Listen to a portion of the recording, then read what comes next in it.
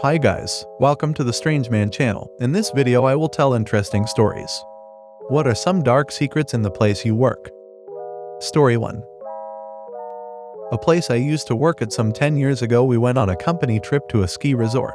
We were all supposed to share rooms. I got paired up with a dude in my team, but I noticed a lot of my older coworkers got co-ed rooms. I asked one of the girls that had helped out to arrange the trip how come some were splitting rooms, boy, girl. Turned out a lot of people were lovers, and whenever there were company trips they shared rooms and basically spent the whole trip f***ing each other. And the company helped them out when arranging the trip, so they got paired up in the same room. When the trip was over they all went back to their husbands and wives. Story 2. I guess it's not really that dark or a big secret, just something very few people know about. In the 70 seconds and 80 seconds, most commercial beekeepers in Canada poison all or almost all their hives to death every fall.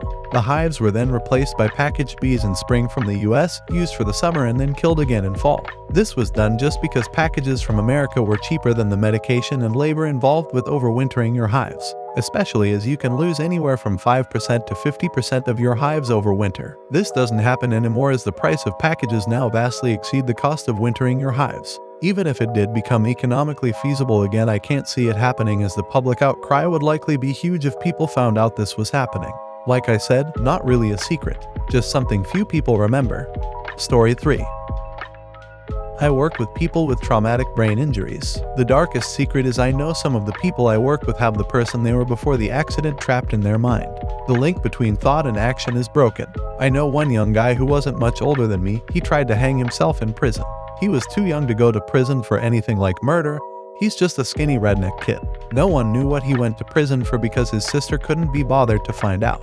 She let him live in his own shit for years until she placed him in our company. He was funny as could be in his lucid moments. He would switch between lucid and emptiness. In his episodes of emptiness he would get a blank stare, not talk, refuse to move, and refuse any kind of human contact.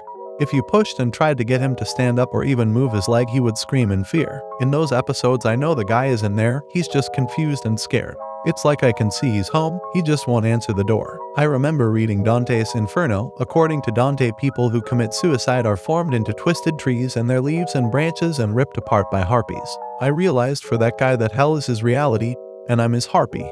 Story 4. I work in the hazmat industry, mainly spill recovery. Holy shit. If you work in industry, you need to look at your company's environmental policies. The company I work for works pretty closely with the EPA and our state environmental management agency, so we do a lot of jobs where other companies screwed up. Lead contamination is stupid high in so many places. I've seen visible mercury literally swept under a rug so that companies don't have to pay for remediation. This will get on you, track throughout, and it will stay on your clothes or shoes for so long. Acid spills where the company wants to save some money, so they wash it off into public freshwater sewers. TLDR, large companies don't like to spend money on environmental cleanup, so they do a lot of illegal stuff. Story 5. I have sat in the boardroom of a major industrial agency during the planning for a very major project and watched a lot of faces go pale as the budgeting section for expected loss of life came up. In my experience, the CEOs who talk about safety being number one for their company aren't kidding. They're often very much on board. It's getting the rest of the staff to get it through their skulls and follow suit that can be difficult.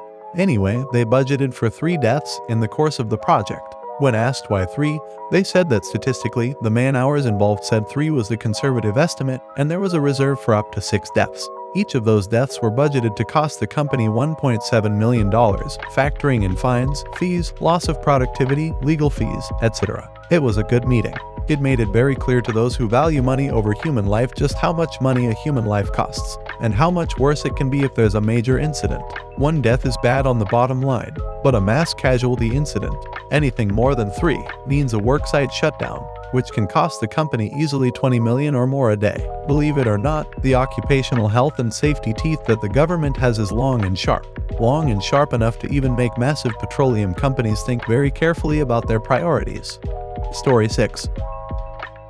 I don't work there anymore, thank God. But while I was working retail at a store, this whole story happened. We had 4 managers or so, each in different areas of the store: stock, kitchen, furniture, etc. And from what I could tell as a cashier, they all got along fairly well and would often go out drinking together on weekends and whatnot. At one point I remember hearing that 2 of the managers, all female, were moving in together. I thought they had just become good friends at work, but I later learned the true story. Turns out that they were both dating the same guy, one for over 10 years and the other for about 7. Both managers had kids with him and only found out about each other when he recommended that one of them get a job at the store, where the other was already working. I guess they somehow figured that they could both live with him for their kids and whatnot, but he apparently made an arrangement of who slept with him and who slept on the couch AMD when. It was real f***ed up. At the same time that this was happening, one of the other managers, married with 2 kids, started sleeping with a stock boy, the one that I had gone on a few dates with while I worked there. It was all crazy and I have no idea how most people got through a lot of it. I'm honestly glad I made it out of there before I got sucked into it all. Edit. Okay, so I appreciate the defense of poly people, relationships that a lot of people are giving me, but I stand by this being f***ed up, because they were coerced into a polyamorous relationship after thinking for years they were monogamous with this man. I'm not trying to be negative about polyamory, but I think that needs to be an upfront thing when in a relationship with someone, otherwise it turns into cheating on someone for 7 years. They all moved in together out of their economic situation, not necessarily with open arms to their sister girlfriend. Story 7. Worked for a place where the manager took dozens, maybe hundreds, of computers home for his own personal use and to give to the religious school where his kids attended. His wife worked, and he was a deacon.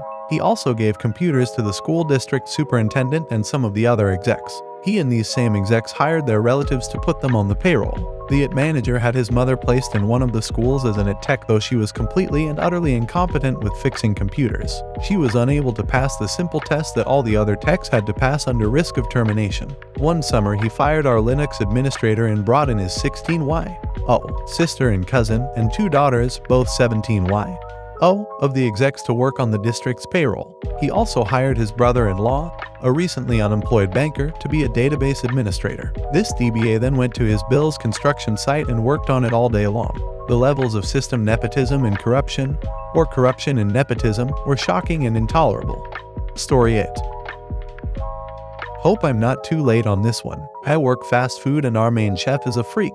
I work at the front with the customers and I often hear him laugh in this maniac high-pitched voice in the kitchen. It just freaks me out and the customers don't even seem to care. From time to time, his mentally handicapped friend comes around and orders something after taking an eternity to decide what he'll be having for lunch. My boss even gave him a job one time, but he actually frightened the customers, so that was that. One day, after hearing my coworker laugh like the psycho he is, I peeked over my shoulder to see him cuddling the burger he has just prepared like it was some kind of teddy bear. I brought it up to our boss since it's unhygienic and disrespectful to our customers, but nothing came of it.